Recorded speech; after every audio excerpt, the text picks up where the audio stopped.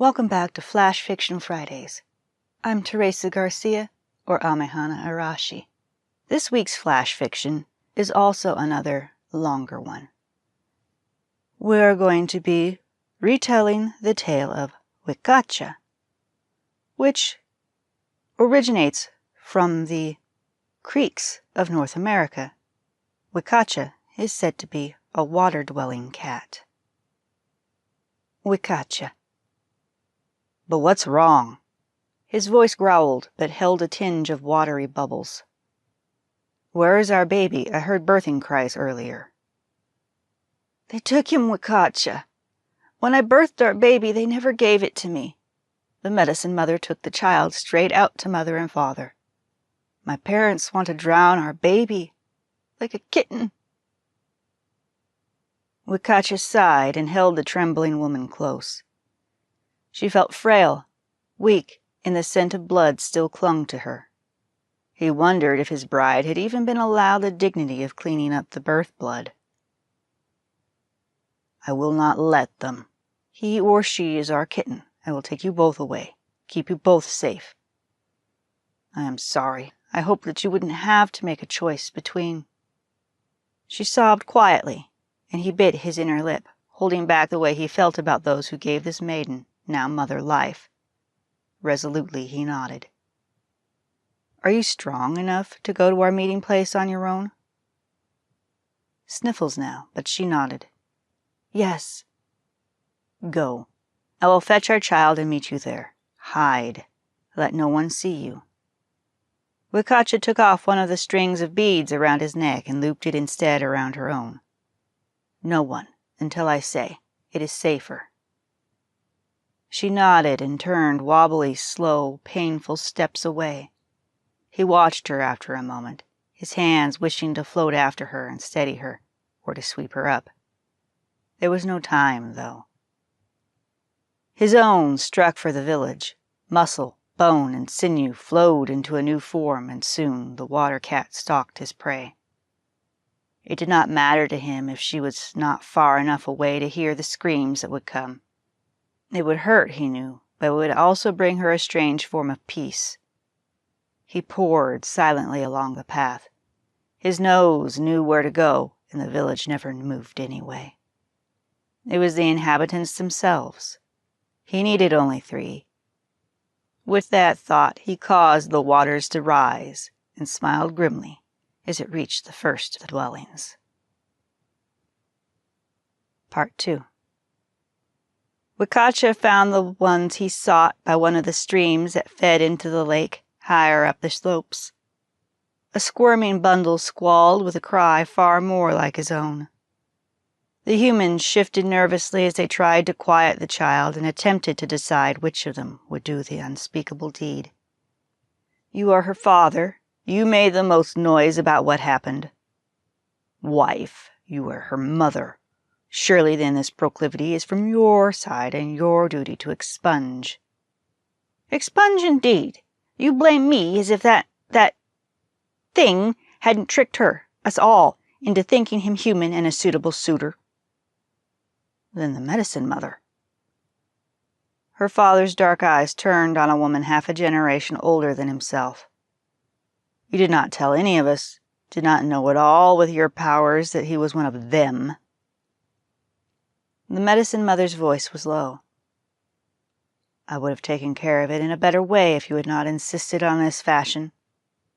If you would go, I could take care of this without anything spreading to you. I can't trust that you wouldn't be fooled. It is a baby, but it is one of them. So you think that a baby would trick me into what, exactly? Was that hidden anger in her voice he heard? Anger he smelled as her eyes bored into the man that would kill his own grandchild. Could she be an ally, or at least someone that would not commit such an act if she had the opportunity not to? He stalked as silently as he could. They may not hear him, but surely they would know he would be looking for revenge.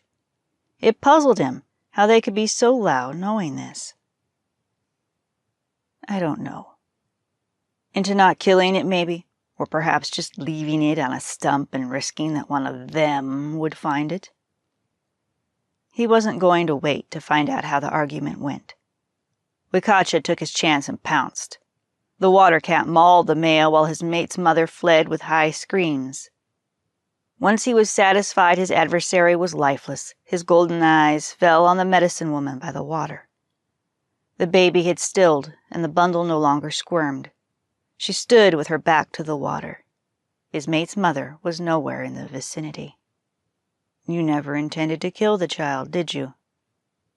If she was unnerved by human speech rolling from the mouth of a drippy puma, the medicine mother did not let it show. No, not if I could help it. I was going to hide the baby, say it died to keep her parents from learning, and then later smuggle both mother and child out somehow. It did not work that way. The birth was too loud. He nodded. She thinks you were in league with her parents. I can understand why. Will you keep her safe? It's not safe for her now. I will. They will live with me. My home is ready to support your kind now. You will have to do more than that long term. Children always want to know where they come from, and wives eventually wish to see old faces. You will have to make them part of your world eventually, properly. She was so much younger than he, but going by her eyes, she was so much older than he. I love them as they are. And that is good.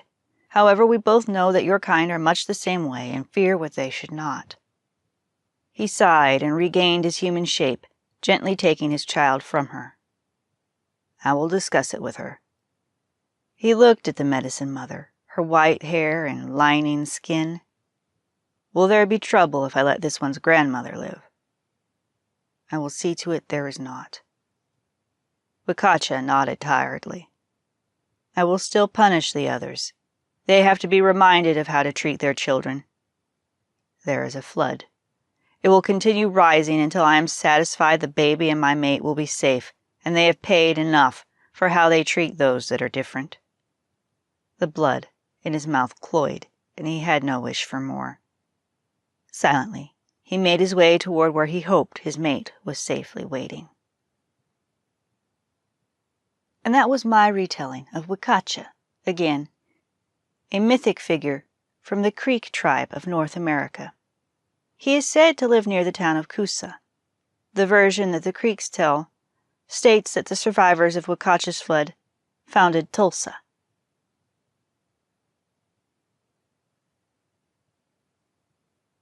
I hope you enjoyed this story. Thank you very much for listening. If you like these tales, you can read them first at my Patreon at www.patreon.com/Amehana. You can also read them on my DeviantArt a bit later, and my live journal, and my Dreamwit. Your support is greatly appreciated.